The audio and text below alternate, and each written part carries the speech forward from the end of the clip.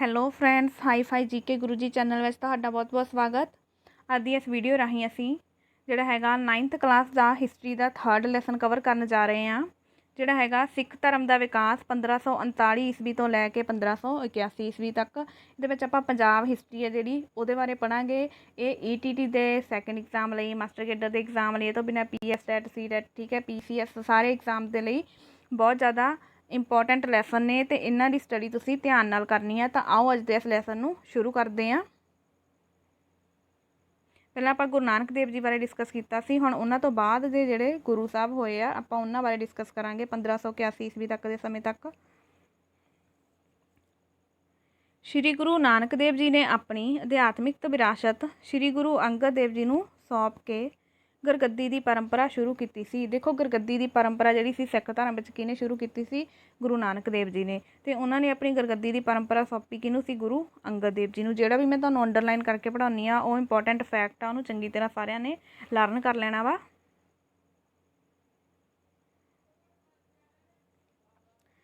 ਪੰਦਰਾਂ ਸੌ 39 ਈਸਵੀ ਤੋਂ 1581 ਈਸਵੀ ਤੱਕ ਦਾ ਸਮਾਂ ਸਿੱਖ ਇਤਿਹਾਸ ਵਿੱਚ ਵਿਸ਼ੇਸ਼ ਮਹੱਤਤਾ ਰੱਖਦਾ ਹੈ। ਵਿਸ਼ੇਸ਼ ਮਹੱਤਤਾ ਕਿਵੇਂ ਰੱਖਦਾ ਵਾ ਉਹ ਆਪਾਂ ਅੱਗੇ ਪੜ੍ਹਨਾ ਵਾ, ਕਿਉਂਕਿ ਇਸ ਸਮੇਂ ਦੌਰਾਨ ਸ਼੍ਰੀ ਗੁਰੂ ਅੰਗਦ ਦੇਵ ਜੀ, ਸ਼੍ਰੀ ਗੁਰੂ ਅਮਰਦਾਸ ਜੀ ਅਤੇ ਸ਼੍ਰੀ ਗੁਰੂ ਰਾਮਦਾਸ ਜੀ ਨੇ ਸੰਗਤ, ਪੰਗਤ, ਮੰਜੀ ਅਤੇ ਮਸੰਦ ਪ੍ਰਥਾ ਵਰਗੀਆਂ ਸੰਸਥਾਵਾਂ ਦੀ ਸਥਾਪਨਾ ਅਤੇ ਵਿਸਥਾਰ ਕੀਤਾ ਸੀ। ਤਾਂ ਕਰਕੇ ਜਿਹੜਾ ਹੈਗਾ ਇਹਨੂੰ ਜਿਹੜਾ ਹੈਗਾ ਆਪਾਂ ਕਹਿ ਦਈਏ ਜਿਵੇਂ ਮਹੱਤਵ ਰੱਖਦਾ ਵਾ ਇਤਿਹਾਸ ਦੇ ਪੱਖ ਤੋਂ ਸਮਾਂ ਬਹੁਤ ਜ਼ਿਆਦਾ। ਗੁਰੂ ਸਾਹਿਬਾਨ ਨੇ ਦੇ ਅਦੁੱਤੀ ਯੋਗਦਾਨ ਸਦਕਾ ਸਿੱਖ ਧਰਮ ਜਿਹੜਾ ਸੀ ਚਾਰੇ ਦਿਸ਼ਾਵਾਂ ਵਿੱਚ ਫੈਲ ਗਿਆ ਸੀ। ਅੱਗੇ ਕੰਟੀਨਿਊ ਕਰਦੇ ਹਾਂ।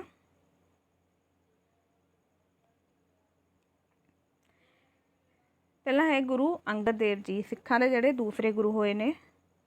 ਇਹਨਾਂ ਦਾ ਸਮਾਂ ਰਿਹਾ 1539 ਤੋਂ 1552 ਈਸਵੀ ਤੱਕ। ਭਾਈ ਲਹਿਣਾ, ਸ਼੍ਰੀ ਗੁਰੂ ਅੰਗਦ ਦੇਵ ਜੀ ਦਾ ਜਨਮ 31 ਮਾਰਚ 1504 ਈਸਵੀ ਵਿੱਚ ਮੱਤੇ ਦੀ ਸਰਾਈ, ਜਿਹਨੂੰ ਸਰਾਏ ਨਾਗਾ, ਜ਼ਿਲ੍ਹਾ ਸ੍ਰੀ ਮੁਕਤਸਰ ਸਾਹਿਬ ਵਿਖੇ ਹੋਇਆ। ਦੇਖੋ, ਦੂਜੇ ਗੁਰੂ ਕੌਣ ਸੀਗੇ? ਗੁਰੂ ਅੰਗਦ ਦੇਵ ਜੀ। ਉਹਨਾਂ ਦਾ ਪਹਿਲਾ ਨਾਮ ਕੀ ਸੀ?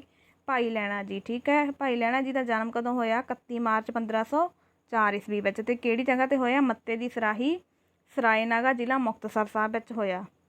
ਇਹਨਾਂ ਦੇ ਪਿਤਾ ਜੀ ਦਾ ਨਾਂ ਸ੍ਰੀ ਫੇਰੂਮਲ ਅਤੇ ਮਾਤਾ ਜੀ ਦਾ ਨਾਮ ਕੀ ਸੀ? ਸਵਰਾਈ ਦੇਵੀ। ਇਹਨਾਂ ਦਾ ਵਿਆਹ ਜਿਹੜਾ ਸੀ ਦੇਵੀ ਚੰਦ ਦੀ ਪੁੱਤਰੀ ਬੀਬੀ ਖੀਵੀ ਨਾਲ ਹੋਇਆ ਸੀ। ਅਤੇ ਭਾਈ ਲਹਿਣਾ ਜੀ ਦੇ ਅੱਗੇ ਦੋ ਜਿਹੜੇ ਸੀਗੇ ਪੁੱਤਰ ਸੀਗੇ, ਕੌਣ ਕੌਣ?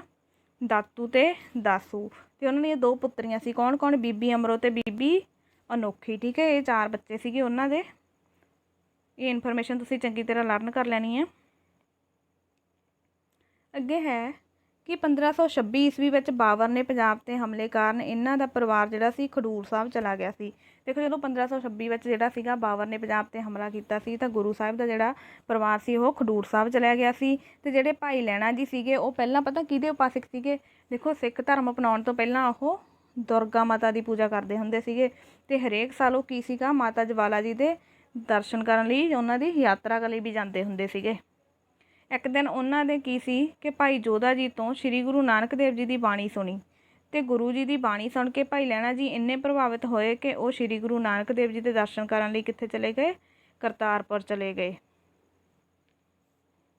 ਸ਼੍ਰੀ ਗੁਰੂ ਨਾਨਕ ਦੇਵ ਜੀ ਦੀ ਸ਼ਖਸੀਅਤ ਦਾ ਭਾਈ ਲਹਿਣਾ ਜੀ 'ਤੇ ਇੰਨਾ ਪ੍ਰਭਾਵ ਪਿਆ ਕਿ ਉਹ ਕੀ ਸੀਗਾ?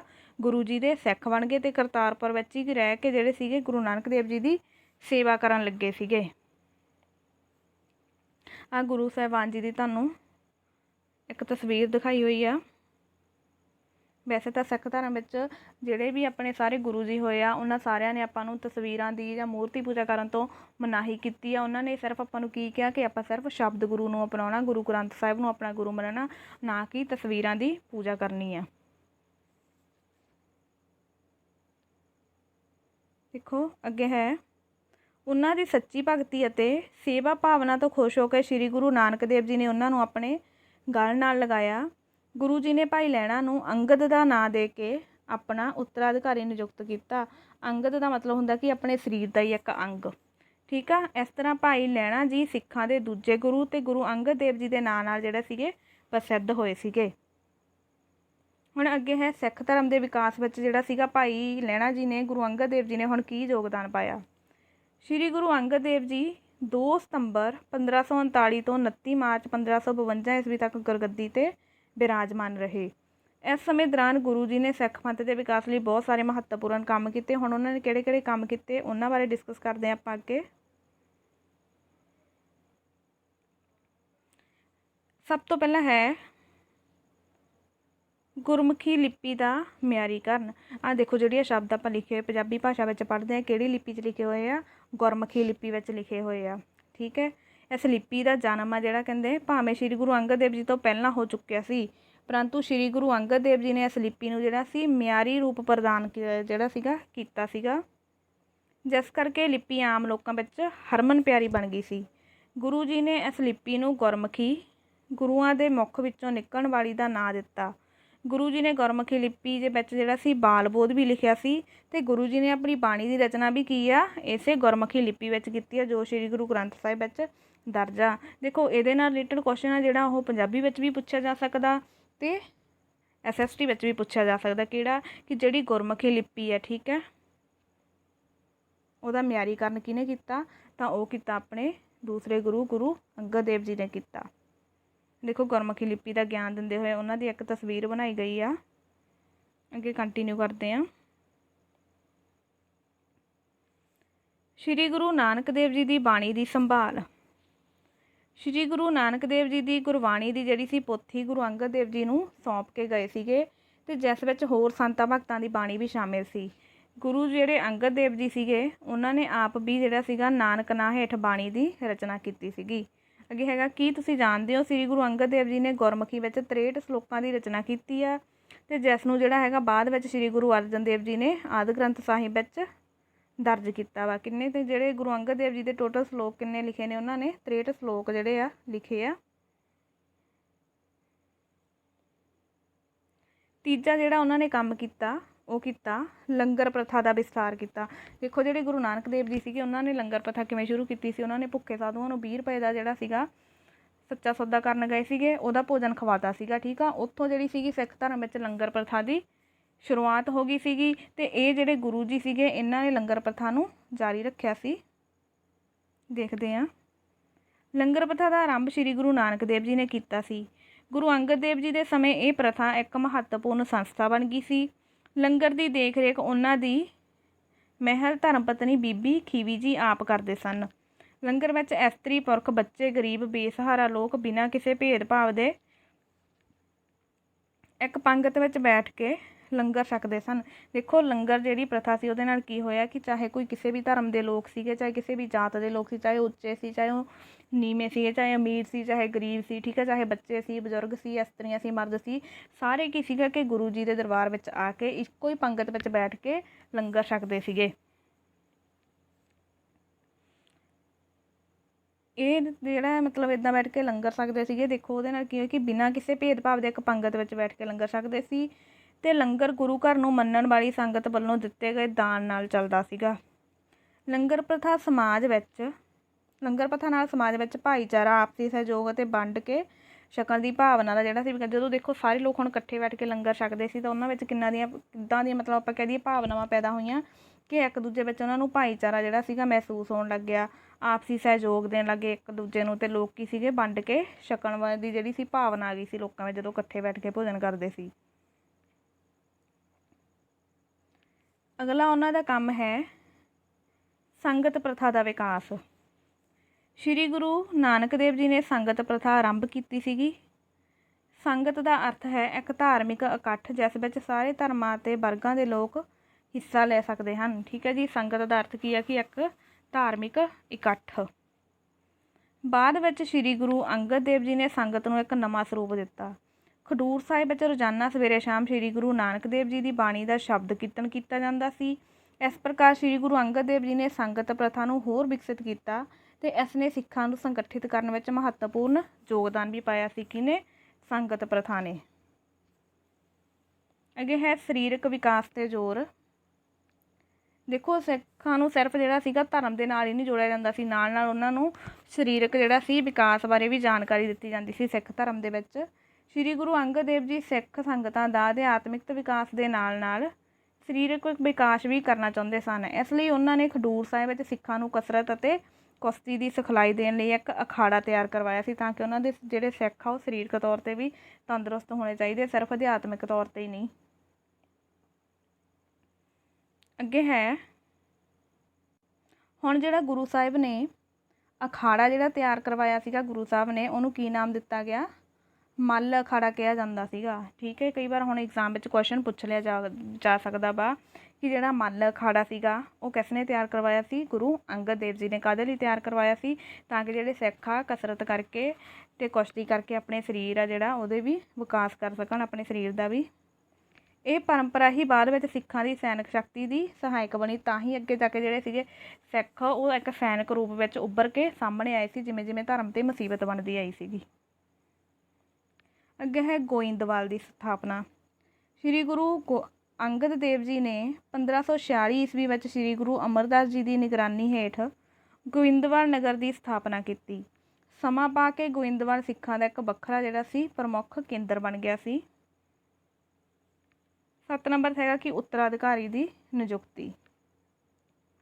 1552 ਈਸਵੀ ਵਿੱਚ ਜੋਤੀ ਜੋਤ ਸਮਾਉਣ ਤੋਂ ਪਹਿਲਾਂ ਸ਼੍ਰੀ ਗੁਰੂ ਅੰਗਦ ਦੇਵ ਜੀ ਨੇ ਆਪਣੇ ਪੁੱਤਰਾਂ ਨੂੰ ਗੁਰਗੱਦੀ ਨਹੀਂ ਦਿੱਤੀ। ਉਹਨਾਂ ਨੇ ਸ਼੍ਰੀ ਗੁਰੂ ਅਮਰਦਾਸ ਜੀ ਨੂੰ ਆਪਣਾ ਉੱਤਰਾਧਿਕਾਰੀ ਨਿਯੁਕਤ ਕੀਤਾ। ਉਹ ਉਹਨਾਂ ਦਾ ਬਹੁਤ ਹੀ ਮਹੱਤਵਪੂਰਨ ਕਦਮ ਸੀ। 29 ਮਾਰਚ 1552 ਈਸਵੀ ਨੂੰ ਸ਼੍ਰੀ ਗੁਰੂ ਅੰਗਦ ਦੇਵ ਜੀ ਜੋਤੀ ਜੋਤ ਸਮਾ ਗਏ। ਉਹਨਾਂ ਨੇ 13 ਸਾਲ ਤੱਕ ਜਿਹੜਾ ਸੀ ਸਿੱਖ ਧਰਮ ਦੀ ਨਿਸ਼ਕਾਮ ਭਾਵ ਨਾਲ ਸੇਵਾ ਕੀਤੀ ਸੀ ਗੁਰੂ ਅੰਗਦ ਦੇਵ ਜੀ ਨੇ। ਹੁਣ ਅੱਗੇ ਹੈ ਗੁਰੂ ਅਮਰਦਾਸ ਜੀ, ਜਿਹੜੇ ਆਪਣੇ ਸਿੱਖਾਂ ਦੇ ਤੀਜੇ ਗੁਰੂ ਬਣੇ ਆ। ਇਹਨਾਂ ਦਾ ਜਿਹੜਾ ਰਾਜਕਾਲ ਰਿਹਾ ਉਹ 1552 ਵਿੱਚ ਗੁਰੂ ਜੀ ਜੋਤੀ ਜੋਤ ਸਮਾਏ ਆ। ਇਹਨਾਂ ਦੀ ਜਿਹੜੀ ਗੱਦੀ ਗੁਰਗੱਦੀ ਕਾਲ ਰਿਹਾ ਵਾ, ਮੈਥੋਂ ਭੁਲੇਖੇ ਨਾਲ ਰਾਜਕਾਲ ਕਿਹਾ ਗਿਆ, ਬਟ ਗੁਰੂਆਂ ਦਾ ਜਿਹੜਾ ਟਾਈਮ ਆ ਉਹਨੂੰ ਗੁਰਗੱਦੀ ਕਹਿੰਦੇ ਆ। 1552 ਈਸਵੀ ਤੋਂ 1574 ਈਸਵੀ ਤੱਕ ਰਿਹਾ ਵਾ। ਸ਼੍ਰੀ ਗੁਰੂ ਅਮਰਦਾਸ ਜੀ ਦਾ ਜਨਮ 5 ਮਈ 1479 ਈਸਵੀ ਨੂੰ ਅੰਮ੍ਰਿਤਸਰ ਦੇ ਪਿੰਡ ਬਾਸਰਕੇ ਵਿਖੇ ਹੋਇਆ ਸੀ। ਇਹਨਾਂ ਦੇ ਪਿਤਾ ਦਾ ਨਾਂ ਤੇਜਭਾਨ ਅਤੇ ਮਾਤਾ ਦਾ ਨਾਂ ਸੁਲੱਖਣੀ ਸੀ। ਇਹਨਾਂ ਦਾ ਵਿਆਹ ਜਿਹੜਾ ਦੇਵੀ ਚੰਦ ਦੀ ਪੁੱਤਰੀ ਮਨਸਾ ਦੇਵੀ ਨਾਲ ਹੋਇਆ ਸੀ ਅਤੇ ਇਹਨਾਂ ਦੇ 2 ਪੁੱਤਰ ਸੀ। ਕਿਹੜੇ? ਮੋਹਨ ਅਤੇ ਮੋਹਰੀ, ਅਤੇ 2 ਪੁੱਤਰੀਆਂ ਸੀ, ਉਹ ਸੀਗੀਆਂ ਬੀਬੀ ਦਾਨੀ ਅਤੇ ਬੀਬੀ ਭਾਨੀ। ਬੀਬੀ ਭਾਨੀ ਜੀ ਆ ਜਿਹੜੇ, ਇਹਨਾਂ ਦਾ ਸਿੱਖ ਇਤਿਹਾਸ ਵਿੱਚ ਬਹੁਤ ਮਹੱਤਵ ਆ, ਅੱਗੇ ਜਾ ਕੇ ਆਪਾਂ ਪੜ੍ਹਾਂਗੇ। ਸ਼੍ਰੀ ਗੁਰੂ ਅਮਰਦਾਸ ਜੀ ਹਰ ਸਾਲ ਹਰਿਦੁਆਰ ਵਿਖੇ ਗੰਗਾ ਇਸ਼ਨਾਨ ਲਈ ਜਾਂਦੇ ਸਨ, ਪਰੰਤੂ ਇੱਕ ਦਿਨ ਗੁਰੂ ਜੀ ਸ਼੍ਰੀ ਅਮਰਦਾਸ ਜੀ ਨੇ ਬੀਬੀ ਅਮਰੋ, ਸ਼੍ਰੀ ਗੁਰੂ ਅੰਗਦ ਦੇਵ ਜੀ ਦੀ ਪੁੱਤਰੀ ਅਤੇ ਸ਼੍ਰੀ ਗੁਰੂ ਅਮਰਦਾਸ ਜੀ ਦੇ ਭਤੀਜੇ ਦੀ ਧਰਮ ਪਤਨੀ ਤੋਂ ਸ਼੍ਰੀ ਗੁਰੂ ਨਾਨਕ ਦੇਵ ਜੀ ਦੀ ਬਾਣੀ ਸੁਣੀ ਅਤੇ ਉਹ ਬਹੁਤ ਪ੍ਰਭਾਵਿਤ ਹੋਏ। ਦੇਖੋ, ਜਿਹੜੇ ਗੁਰੂ ਅਮਰਦਾਸ ਜੀ ਦੀ ਪੁੱਤਰੀ ਸੀ ਬੀਬੀ ਅਮਰੋ, ਉਹ ਗੁਰੂ ਅੰਗਦ ਦੇਵ ਜੀ ਦੀ ਪੁੱਤਰੀ ਜਿਹੜੀ ਸੀਗੀ, ਠੀਕ ਹੈ, ਬੀਬੀ ਅਮਰੋ ਜੀ ਜਿਹੜੀ ਸੀਗੀ ਉਹ ਗੁਰੂ ਅਮਰਦਾਸ ਜੀ ਦੇ ਭਤੀਜੇ ਦੀ ਧਰਮ ਪਤਨੀ ਸੀਗੀ। ਠੀਕ ਹੈ, ਉਹ ਜਿਹੜੇ ਸੀ ਉਹਨਾਂ ਤੋਂ ਹੀ ਉਹਨਾਂ ਨੇ ਗੁਰੂ ਜੀ ਬਾਰੇ ਸੁਣਿਆ ਸੀਗਾ। ਉਹ ਸ਼੍ਰੀ ਗੁਰੂ ਅੰਗਦ ਦੇਵ ਜੀ ਨੂੰ ਮਿਲਣ ਖਡੂਰ ਸਾਹਿਬ ਗਏ ਅਤੇ ਉਹਨਾਂ ਨੂੰ ਆਪਣਾ ਗੁਰੂ ਧਾਰਨ ਕਰ ਲਿਆ। ਗੁਰੂ ਜੀ ਤਨ ਮਨ ਨਾਲ ਸੰਗਤ ਦੀ ਸੇਵਾ ਵਿੱਚ ਨਿਰੰਤਰ ਲੱਗੇ ਰਹਿੰਦੇ। ਮਾਰਚ 1552 ਈਸਵੀ ਨੂੰ ਸ਼੍ਰੀ ਗੁਰੂ ਅੰਗਦ ਦੇਵ ਜੀ ਨੇ ਇਹਨਾਂ ਦੀ ਅਸਾਧਾਰਨਤ ਜਿਹੜੀ ਸੀ ਨਿਮਰਤਾ ਅਤੇ ਗੁਰੂ ਸੇਵਾ ਤੋਂ ਪ੍ਰਭਾਵਿਤ ਹੋ ਕੇ ਕੀ ਕੀਤਾ ਕਿ ਜਿਹੜੀ ਗੁਰਗੱਦੀ ਸੀ ਉਹ ਗੁਰੂ ਅਮਰਦਾਸ ਜੀ ਨੂੰ ਸੌਂਪ ਦਿੱਤੀ। ਅਤੇ ਜਿਹੜੇ ਗੁਰੂ ਅਮਰਦਾਸ ਜੀ ਸੀ ਉਹਨਾਂ ਦੀ ਉਮਰ ਉਸ ਸਮੇਂ ਕਿੰਨੀ ਸੀਗੀ? 73 ਸਾਲ ਦੀ ਸੀ। ਸਭ ਤੋਂ ਬਜ਼ੁਰਗ ਗੁਰੂ ਸੀਗੇ ਇਹ। ਗੁਰਗੱਦੀ ਪ੍ਰਾਪਤ ਕਰਨ ਤੋਂ ਬਾਅਦ ਗੁਰੂ ਅਮਰਦਾਸ ਜੀ ਨੂੰ ਅਨੇਕਾਂ ਜਿਹੜਾ ਸੀ ਮੁਸ਼ਕਲਾਂ ਦਾ ਸਾਹਮਣਾ ਕਰਨਾ ਪਿਆ ਸੀਗਾ।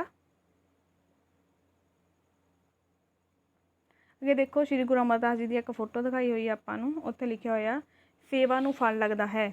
ਖਡੂਰ ਸਾਹਿਬ ਵਿੱਚ ਸ਼੍ਰੀ ਗੁਰੂ ਅਮਰਦਾਸ ਜੀ ਗੁਰੂ ਅੰਗਦ ਦੇਵ ਜੀ ਦੀ ਸੇਵਾ ਵਿੱਚ ਲੱਗੇ ਰਹਿੰਦੇ ਸਨ। ਉਹਨਾਂ ਨੇ ਜਲ ਦੀ ਸੇਵਾ ਸੰਭਾਲ ਲਈ ਸੀ। ਉਹ ਸ਼੍ਰੀ ਗੁਰੂ ਅੰਗਦ ਦੇਵ ਜੀ ਦੇ ਰੋਜ਼ ਬਿਆਸ ਨਦੀ ਤੋਂ ਪਾਣੀ ਭਰ ਕੇ ਲਿਆਉਂਦੇ ਸਨ ਅਤੇ ਗੁਰੂ ਜੀ ਨੂੰ ਇਸ਼ਨਾਨ ਕਰਵਾਉਂਦੇ ਸਨ। ਸ਼੍ਰੀ ਗੁਰੂ ਅੰਗਦ ਦੇਵ ਜੀ ਵੀ ਜਿਹੜੇ ਸੀਗੇ ਉਹ ਸ਼੍ਰੀ ਗੁਰੂ ਅਮਰਦਾਸ ਜੀ ਦੇ ਸੇਵਾ ਭਾਵਨਾ ਤੋਂ ਬਹੁਤ ਖੁਸ਼ ਹੋ ਕੇ ਗੁਰਗੱਦੀ ਜਿਹੜੀ ਸੀ ਉਹਨਾਂ ਨੂੰ ਸੌਂਪ ਦਿੱਤੀ ਸੀ। ਉੱਧਰ ਗੁਰੂ ਜੀ ਦੇ ਜਿਹੜੇ 2 ਪੁੱਤਰ ਸੀਗੇ, ਕਿਹੜੇ? ਦਾਤੂ ਅਤੇ ਦਾਸੂ, ਉਹ ਖੁਦ ਨੂੰ ਗੁਰਗੱਦੀ ਦਾ ਅਸਲੀ ਅਧਿਕਾਰੀ ਸਮਝਦੇ ਸੀ, ਕਿਉਂਕਿ ਉਹ ਕਹਿੰਦੇ ਸੀ ਕਿ ਸਾਡੇ ਪਿਤਾ ਗੁਰੂ ਸੀ, ਉਹਨਾਂ ਤੋਂ ਬਾਅਦ ਹੁਣ ਸਾਨੂੰ ਗੁਰਗੱਦੀ ਮਿਲਣੀ ਚਾਹੀਦੀ ਆ। ਪਰ ਗੁਰਗੱਦੀ ਕਿਹਨਾਂ ਨੂੰ ਮਿਲ ਗਈ ਸੀਗੀ? ਗੁਰੂ ਅਮਰਦਾਸ ਜੀ ਨੂੰ ਮਿਲ ਗਈ ਸੀ, ਜਿਨ੍ਹਾਂ ਨੇ ਗੁਰੂ ਜੀ ਦੀ ਸੇਵਾ ਕੀਤੀ ਸੀਗੀ। ਹੁਣ ਇਸੇ ਕਰਕੇ ਜਿਹੜੇ ਸੀ ਦਾਤੂ ਅਤੇ ਦਾਸੂ ਦੋਨੇ ਜਾਣੇ ਗੁਰੂ ਅਮਰਦਾਸ ਜੀ ਤੋਂ ਈਰਖਾ ਕਰਨ ਲੱਗੇ ਸੀਗੇ। ਬਾਬਾ ਬੁੱਢਾ ਜੀ ਨੇ ਉਹਨਾਂ ਨੂੰ ਸਮਝਾਇਆ ਕਿ ਗੁਰਗੱਦੀ ਜਿਹੜੀ ਆ ਕੋਈ ਪਿੱਤਰੀ ਜਾਇਦਾਦ ਨਹੀਂ ਹੈਗੀ, ਇਹ ਕੀ ਆ ਕਿ ਸੇਵਾ ਨੂੰ ਜਿਹੜਾ ਹੈਗਾ ਫਲ ਲੱਗਦਾ ਵਾ। ਜਿਹਨੇ ਗੁਰੂ ਦੀ ਸੇਵਾ ਕੀਤੀ ਆ ਉਹਨੇ ਅੱਗੇ ਗੁਰਗੱਦੀ ਮਿਲੀ ਆ। ਸ਼੍ਰੀ ਗੁਰੂ ਅਮਰਦਾਸ ਜੀ ਵੱਲੋਂ ਸ਼੍ਰੀ ਗੁਰੂ ਅੰਗਦ ਦੇਵ ਜੀ ਦੀ ਕੀਤੀ ਸੇਵਾ ਕਾਰਨ ਹੀ ਉਹਨਾਂ ਨੂੰ ਜਿਹੜੀ ਆ ਗੁਰਗੱਦੀ ਆ ਪ੍ਰਾਪਤ ਹੋਈ ਆ। ਅੱਗੇ ਹੈ ਸਿੱਖ ਧਰਮ ਦੇ ਵਿਕਾਸ ਵਿੱਚ ਯੋਗਦਾਨ। ਸ਼੍ਰੀ ਗੁਰੂ ਅਮਰਦਾਸ ਜੀ ਨੇ 1552 ਤੋਂ 1574 ਈਸਵੀ ਤੱਕ ਲਗਭਗ 22 ਸਾਲਾਂ ਤੱਕ ਸਿੱਖ ਧਰਮ ਦੀ ਅਗਵਾਈ ਕੀਤੀ ਆ। ਭਾਵੇਂ ਗੁਰੂ ਜੀ ਨੂੰ ਅਨੇਕਾਂ ਮੁਸ਼ਕਲਾਂ ਦਾ ਸਾਹਮਣਾ ਕਰਨਾ ਪਿਆ, ਪਰੰਤੂ ਫਿਰ ਵੀ ਜਿਹੜਾ ਸਿੱਖ ਧਰਮ ਦੇ ਵਿਕਾਸ ਲਈ ਉਹਨਾਂ ਨੇ ਕੀ ਆ, ਕਈ ਸ਼ਲਾਘਾਯੋਗ ਕਾਰਜ ਕੀਤੇ, ਜਿਨ੍ਹਾਂ ਦਾ ਵੇਰਵਾ ਅੱਗੇ ਆਪਾਂ ਪੜ੍ਹਨਾ ਵਾ। ਸਭ ਤੋਂ ਪਹਿਲਾਂ ਹੈ ਗੋਇੰਦਵਾਲ ਵਿੱਚ ਬਾਉਲੀ ਦਾ ਨਿਰਮਾਣ। ਇਹ ਪੜ੍ਹਦੇ ਹਾਂ। ਗੋਇੰਦਵਾਲ ਨਗਰ ਦੀ ਸਥਾਪਨਾ ਗੁਰੂ ਅੰਗਦ ਦੇਵ ਜੀ ਨੇ ਕੀਤੀ ਸੀ। ਜਿਹੜੇ ਗੁਰੂ ਪਰ ਕਿਹਦੀ ਦੇਖ ਰੇਖ ਹੇਠ ਕੀਤੀ ਸੀਗੀ? ਗੁਰੂ ਅਮਰਦਾਸ ਜੀ ਦੀ ਦੇਖ ਰੇਖ ਹੇਠ ਕੀਤੀ ਸੀਗੀ। ਗੁਰਗੱਦੀ 'ਤੇ ਬੈਠਣ ਤੋਂ ਬਾਅਦ ਕੀ ਕੀਤਾ ਕਿ ਜਿਹੜੇ ਗੁਰੂ ਅਮਰਦਾਸ ਜੀ ਸੀ ਉਹਨਾਂ ਨੇ 1552 ਈਸਵੀ ਵਿੱਚ ਇੱਥੇ ਕੀ ਸੀਗਾ, ਇੱਕ ਬਾਉਲੀ ਦਾ ਨਿਰਮਾਣ ਕਰਵਾਇਆ ਸੀਗਾ। 1559 ਈਸਵੀ ਵਿੱਚ ਜਿਹੜਾ ਸੀ ਇਹ ਪੂਰਾ ਹੋ ਗਿਆ ਸੀਗਾ ਬਾਉਲੀ ਦਾ ਕੰਮ।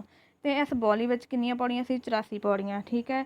ਬਾਉਲੀ ਦਾ ਨਿਰਮਾਣ ਨੇ ਸਿੱਖ ਧਰਮ ਦੇ ਪ੍ਰਚਾਰ ਅਤੇ ਪ੍ਰਸਾਰ ਅਤੇ ਵਿਕਾਸ ਵਿੱਚ ਅਹਿਮ ਯੋਗਦਾਨ ਪਾਇਆ ਸੀ, ਕਿਉਂਕਿ ਗੁਰੂ ਜੀ ਨੇ ਕਿਹਾ ਸੀ ਕਿ ਜਿਹੜਾ ਕੀ ਸੀਗਾ ਕਿ ਪਰਸਨ ਇਸ ਬਾਉਲੀ ਵਿੱਚ ਇਸ਼ਨਾਨ ਕਰੂਗਾ, ਠੀਕ ਹੈ, ਅਤੇ 84 ਪੌੜੀਆਂ 'ਤੇ ਬੈਠ ਕੇ 84 ਵਾਰ ਜਪਜੀ ਸਾਹਿਬ ਦਾ ਪਾਠ ਪੜ੍ਹੂਗਾ, ਉਹ ਜਨਮ ਮਰਨ ਦੇ ਚੱਕਰਾਂ ਤੋਂ ਜਿਹੜਾ ਹੈਗਾ ਮੁਕਤ ਹੋ ਜਾਊਗਾ, ਜੂਨਾਂ ਦੇ ਚੱਕਰਾਂ ਤੋਂ।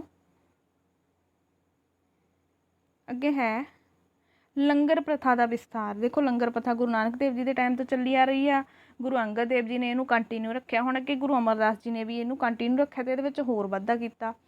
ਸ਼੍ਰੀ ਗੁਰੂ ਨਾਨਕ ਦੇਵ ਜੀ ਵੱਲੋਂ ਸਥਾਪਿਤ ਲੰਗਰ ਪ੍ਰਥਾ ਦਾ ਵਿਸਤਾਰ ਕਰਦੇ ਹੋਏ ਗੁਰੂ ਅਮਰਦਾਸ ਜੀ ਨੇ ਦਰਸ਼ਨ ਕਰਨ ਆਉਣ ਵਾਲੇ ਸਾਰੇ ਸ਼ਰਧਾਲੂਆਂ ਲਈ ਪਹਿਲੇ ਪੰਗਤ ਪਾਛੇ ਸੰਗਤ ਦਾ ਸਿਧਾਂਤ ਲਾਗੂ ਕੀਤਾ। ਦੇਖੋ, ਗੁਰੂ ਜੀ ਨੇ ਇਹ ਸਿਧਾਂਤ ਲਾਗੂ ਕਰਤਾ ਕਿ ਜਿਹਨੇ ਵੀ ਮੈਨੂੰ ਮਿਲਣ ਆਉਣਾ ਵਾ, ਉਹ ਕੀ ਆ ਕਿ ਪਹਿਲਾਂ ਉਹ ਪੰਗਤ ਵਿੱਚ ਬੈਠ ਕੇ ਲੰਗਰ ਛਕ ਕੇ ਆਵੇ ਅਤੇ ਬਾਅਦ ਵਿੱਚ ਉਹ ਸੰਗਤ ਵਿੱਚ ਆਵੇ। ਸੰਗਤਾਂ ਨੂੰ ਲੰਗਰ ਲਈ ਆਪਣੀ ਜਿਹੜੀ ਸੀ ਹੱਕ ਦੀ ਕਮਾਈ ਵਿੱਚੋਂ ਦਾਨ ਦੇਣ ਲਈ ਵੀ ਪ੍ਰੇਰਿਤ ਕੀਤਾ ਸੀ ਗੁਰੂ ਜੀ ਨੇ। ਇਸ ਪ੍ਰਥਾ ਨਾਲ ਕੀ ਸੀਗਾ ਵੀ ਸੰਗਤ ਵਿੱਚ ਜਿਹੜਾ ਜਾਤੀ ਭੇਦਭਾਵ ਸੀ ਉਹ ਸਮਾਪਤ ਕੀਤਾ ਗਿਆ, ਅਤੇ ਜਿਹਦੇ ਨਾਲ ਕੀ ਸੀ ਕਿ ਉਹਨਾਂ ਨੂੰ ਏਕਤਾ ਦੀ ਭਾਵਨਾ ਲੱਗਣ ਲੱਗੀ, ਕਿਉਂਕਿ ਸਾਰੇ ਇੱਕੋ ਪੰਗਤ ਵਿੱਚ ਬੈਠ ਕੇ ਲੰਗਰ ਛਕਦੇ ਸੀਗੇ ਅਤੇ ਇੱਕੋ ਸੰਗਤ ਵਿੱਚ ਬੈਠ ਕੇ ਜਿਹੜੇ ਸੀ ਪਰਮਾਤਮਾ ਦੇ ਕਰਤਾਰ ਦੇ ਕੀਰਤਨ ਦਾ ਗਾਉਣ ਸੁਣਦੇ ਸੀ, ਕੀਰਤਨ ਸੁਣਦੇ ਸੀਗੇ ਨਾ। ਅੱਗੇ ਹੈ ਜਦੋਂ ਮੁਗਲ ਬਾਦਸ਼ਾਹ ਅਕਬਰ ਵੀ ਜਿਹੜਾ ਸੀਗਾ ਗੁਰੂ ਅਮਰਦਾਸ ਜੀ ਦੇ ਦਰਸ਼ਨ ਲਈ ਆਇਆ ਸੀ ਗੋਇੰਦਵਾਲ ਵਿਖੇ, ਤਾਂ ਉਹਨੇ ਵੀ ਕੀ ਸੀ ਕਿ ਪਹਿਲਾਂ ਪੰਗਤ ਵਿੱਚ ਬੈਠ ਕੇ ਲੰਗਰ ਛਕਿਆ ਸੀਗਾ ਅਕਬਰ ਬਾਦਸ਼ਾਹ ਨੇ। ਇਹ ਕੁਐਸਚਨ ਇਹਦੇ ਵਿੱਚੋਂ ਇੰਪੋਰਟੈਂਟ ਬਣਦਾ ਵਾ ਕਿ ਕਿਹੜਾ ਜਿਹੜਾ ਅਕਬਰ ਬਾਦਸ਼ਾਹ ਸੀ ਕਿਹੜੇ ਗੁਰੂ ਸਾਹਿਬ ਨੂੰ ਮਿਲਣ ਗਿਆ ਸੀਗਾ? ਗੁਰੂ ਅਮਰਦਾਸ ਜੀ ਨੂੰ। ਅਤੇ ਕਿੱਥੇ ਮਿਲਣ ਗਿਆ ਸੀ? ਗੋਇੰਦਵਾਲ ਸਾਹਿਬ ਵਿਖੇ। ਦੇਖੋ, ਮੁਗਲ ਸਮਰਾਟ ਅਕਬਰ ਨੇ ਜਿਹੜਾ ਸੀ ਪੰਗਤ ਵਿੱਚ ਬੈਠ ਕੇ ਲੰਗਰ ਛਕਿਆ ਸੀ ਇੱਥੇ। ਆਹ ਦੇਖੋ, ਤਸਵੀਰ ਉੱਦਾਂ ਦੀ ਬਣਾਈ ਹੋਈ ਆ।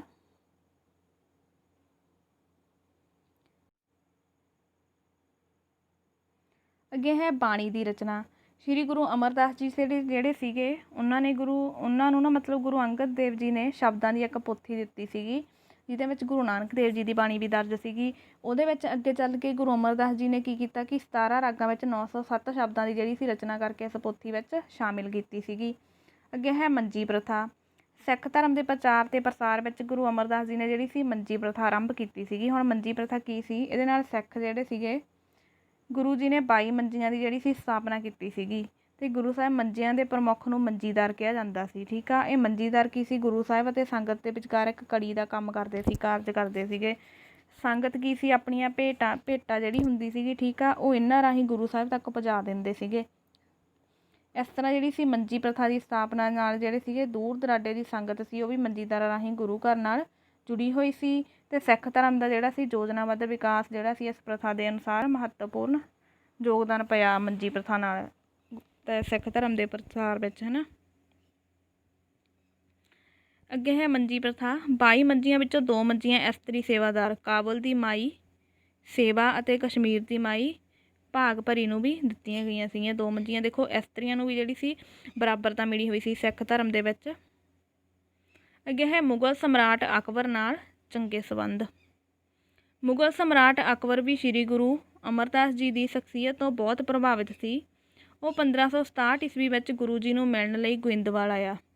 ਅਕਬਰ ਨੇ ਗੁਰੂ ਜੀ ਨਾਲ ਮੁਲਾਕਾਤ ਕਰਨ ਤੋਂ ਪਹਿਲਾਂ ਸੰਗਤ ਨਾਲ ਪੰਗਤ ਵਿੱਚ ਬੈਠ ਕੇ ਲੰਗਰ ਛਕਿਆ, ਅਤੇ ਅਕਬਰ ਲੰਗਰ ਜਿਹੜਾ ਸੀ ਪ੍ਰਬੰਧ ਤੋਂ ਬਹੁਤ ਪ੍ਰਭਾਵਿਤ ਹੋਇਆ। ਉਸ ਸਮੇਂ ਪੰਜਾਬ ਵਿੱਚ ਕਾਲ ਪਿਆ ਹੋਇਆ ਸੀ, ਅਤੇ ਗੁਰੂ ਜੀ ਦੇ ਕਹਿਣ 'ਤੇ ਅਕਬਰ ਬਾਦਸ਼ਾਹ ਨੇ ਕਿਸਾਨਾਂ ਦਾ ਜਿਹੜਾ ਲਗਾਨ ਸੀ, ਜਿਹੜਾ ਟੈਕਸ ਸੀ, ਉਹ ਮਾफ़ ਕਰਤਾ ਸੀ। ਅੱਗੇ ਹੈ ਗੁਰੂ ਅਮਰਦਾਸ ਜੀ ਨੇ ਇੱਕ ਸਮਾਜ ਸੁਧਾਰਕ ਵੀ ਸੀਗੇ। ਹੁਣ ਉਹਨਾਂ ਨੇ ਕਿਹੜੇ ਕਿਹੜੇ ਸਮਾਜ ਸੁਧਾਰਕ ਕੀਤੇ? ਸ਼੍ਰੀ ਗੁਰੂ ਅਮਰਦਾਸ ਜੀ ਅਧਿਆਤਮਿਕ ਗੁਰੂ ਹੋਣ ਦੇ ਨਾਲ ਨਾਲ ਸਮਾਜ ਸੁਧਾਰਕ ਵੀ ਸਨ। ਉਹਨਾਂ ਵੱਲੋਂ ਕੀਤੇ ਸੁਧਾਰ ਜਿਹੜੇ ਸੀ ਉਹਨਾਂ ਦੀ ਵੱਖਰੀ ਪਹਿਚਾਣ ਆ, ਠੀਕ ਹੈ, ਉਹਨਾਂ ਨੂੰ ਦਿੱਤੀ। ਉਹ ਦੇਖਦੇ ਕਿਹੜੇ ਕਿਹੜੇ। ਗੁਰੂ ਅਮਰਦਾਸ ਜੀ ਨੇ ਜਾਤੀ ਭੇਦ ਅਤੇ ਛੂਤ ਛਾਤ ਦੀ ਨਿੰਦਿਆ ਕੀਤੀ ਅਤੇ ਲੰਗਰ ਪ੍ਰਥਾ ਨੇ ਸਿੱਖਾਂ ਵਿੱਚ ਇਸ ਭੇਦਭਾਵ ਨੂੰ ਖਤਮ ਕਰਨ ਵਿੱਚ ਅਹਿਮ ਭੂਮਿਕਾ ਨਿਭਾਈ। ਗੁਰੂ ਜੀ ਨੇ ਸਮਾਜ ਵਿੱਚ ਸਦੀਆਂ ਤੋਂ ਚੱਲੀ ਆ ਰਹੀ ਸਤੀ ਪ੍ਰਥਾ ਦਾ ਵਿਰੋਧ ਕੀਤਾ। ਮੱਧਕਾਲੀਨ ਭਾਰਤ ਵਿੱਚ ਇਸਤਰੀਆਂ ਵਿੱਚ ਪਰਦਾ ਪ੍ਰਥਾ ਪ੍ਰਚਲਿਤ ਸੀਗਾ, ਜਾਂ ਮਤਲਬ ਘੁੰਗਟ ਕੱਢ ਕੇ ਰੱਖਦੀਆਂ ਸੀ। ਇਸ ਪ੍ਰਥਾ ਨੇ ਇਸਤਰੀਆਂ ਦਾ ਜਿਹੜਾ ਸੀਗਾ ਸਰੀਰਕ, ਮਾਨਸਿਕ ਅਤੇ ਅਧਿਆਤਮਿਕ ਵਿਕਾਸ ਵਿੱਚ ਰੁਕਾਵਟ ਪੈਦਾ ਕੀਤੀ ਹੋਈ ਸੀ। ਗੁਰੂ ਜੀ ਨੇ ਇਸ ਪ੍ਰਥਾ ਦਾ ਵਿਰੋਧ ਕੀਤਾ ਅਤੇ ਇਸਤਰੀਆਂ ਨੂੰ ਪਰਦਾ ਨਾ ਕਰਨ ਦਾ ਆਦੇਸ਼ ਦਿੱਤਾ। ਹੁਣ ਜਿਹੜੀਆਂ ਸੰਗਤ ਵਿੱਚ ਇਸਤਰੀਆਂ ਆਉਂਦੀਆਂ ਸੀਗੀਆਂ ਉਹ ਬਿਨਾਂ ਪਰਦਾ ਕਰੇ ਆਉਣ ਲੱਗ ਗਈਆਂ ਸੀਗੀਆਂ। ਗੁਰੂ ਜੀ ਨੇ ਸਿੱਖਾਂ ਨੂੰ ਸ਼ਰਾਬ, ਤੰਬਾਕੂ ਅਤੇ ਹੋਰ ਨਸ਼ੀਲੀਆਂ ਵਸਤੂਆਂ ਤੋਂ ਦੂਰ ਰਹਿਣ ਦਾ ਉਪਦੇਸ਼ ਦਿੱਤਾ। ਗੁਰੂ ਸਾਹਿਬ ਨੇ ਗੋਇੰਦਵਾਲ ਵਿਖੇ ਬੌਲੀ ਦਾ ਨਿਰਮਾਣ ਕੀਤਾ। ਇਹ ਸਿੱਖਾਂ ਦੀ ਸਮੂਹਿਕ ਕਾਰ ਸੇਵਾ ਅਤੇ ਭੇਟਾਂ ਨਾਲ ਜਿਹੜਾ ਬਣਾਇਆ ਗਿਆ ਸੀ, ਜਿਹਦੇ ਨਾਲ ਕੀ ਸੀ ਕਿ ਉਸ ਖੇਤਰ ਵਿੱਚ ਜਲ ਦੀ ਪੂਰਤੀ ਜਿਹੜੀ ਸੀ ਆਸਾਨੀ ਨਾਲ ਹੋ ਗਈ ਸੀਗੀ।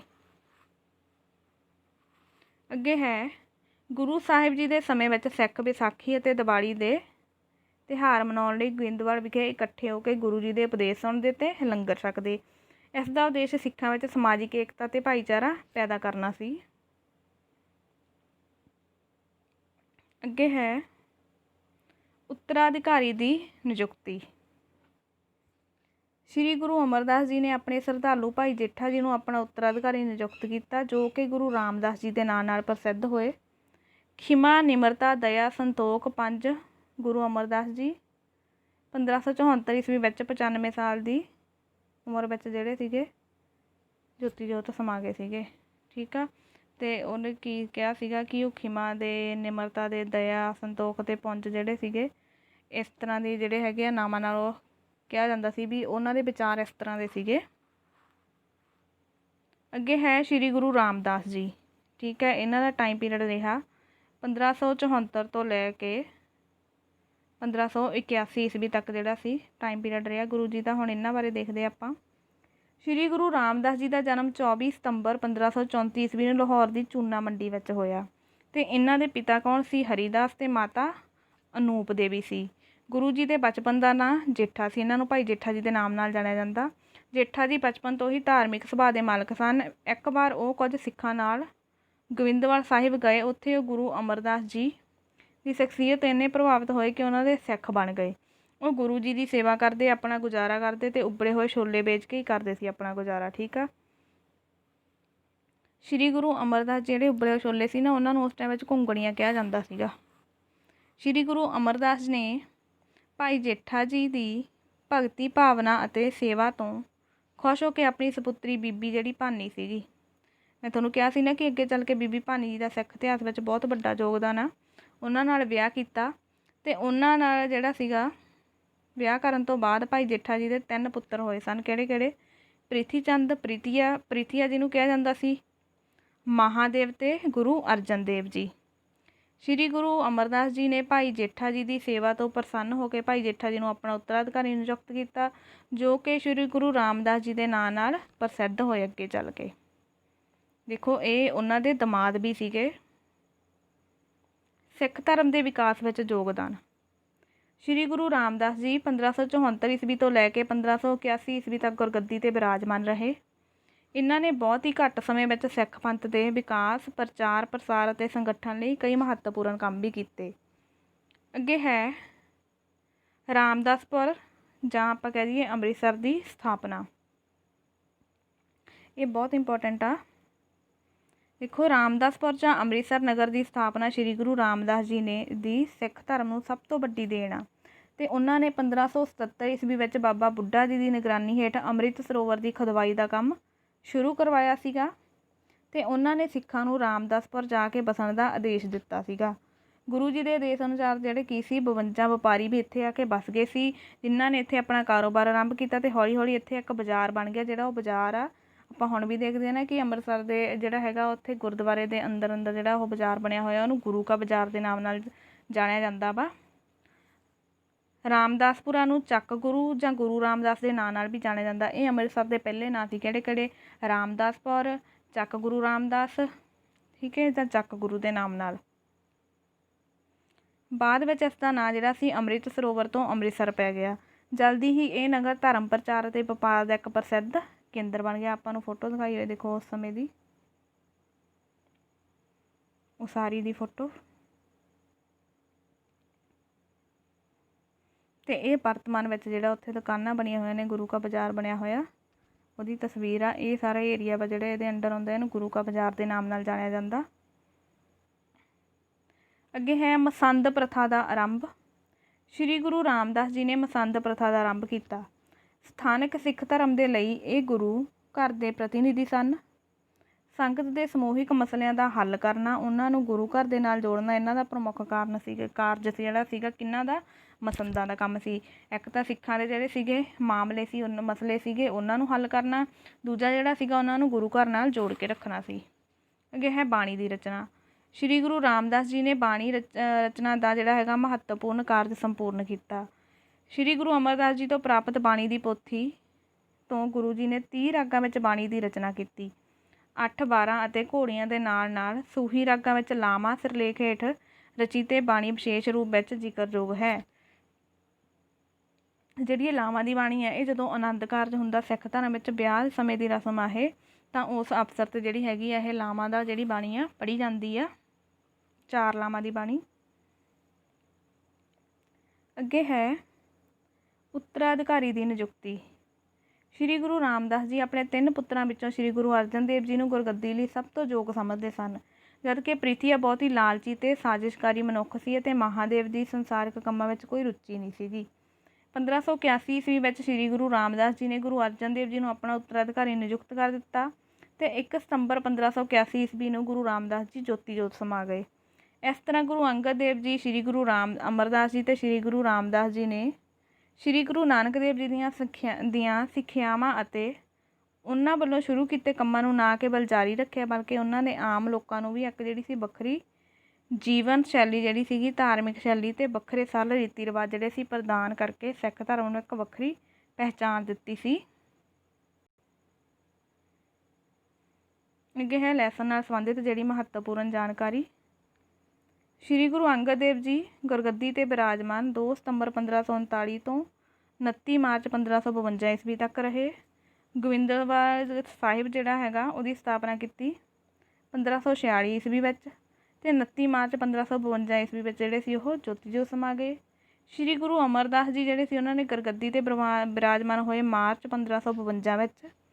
1574 ਈਸਵੀ ਤੱਕ ਰਹੇ। ਬੌਲੀ ਸਾਹਿਬ ਦਾ ਨਿਰਮਾਣ ਕਰਵਾਇਆ ਗੋਇੰਦਵਾਲ ਵਿੱਚ ਮਾਰਚ 1559 ਈਸਵੀ ਨੂੰ ਕੀਤਾ ਸੀ ਅਤੇ 1574 ਈਸਵੀ ਵਿੱਚ ਜੋਤੀ ਜੋਤ ਸਮਾ ਗਏ।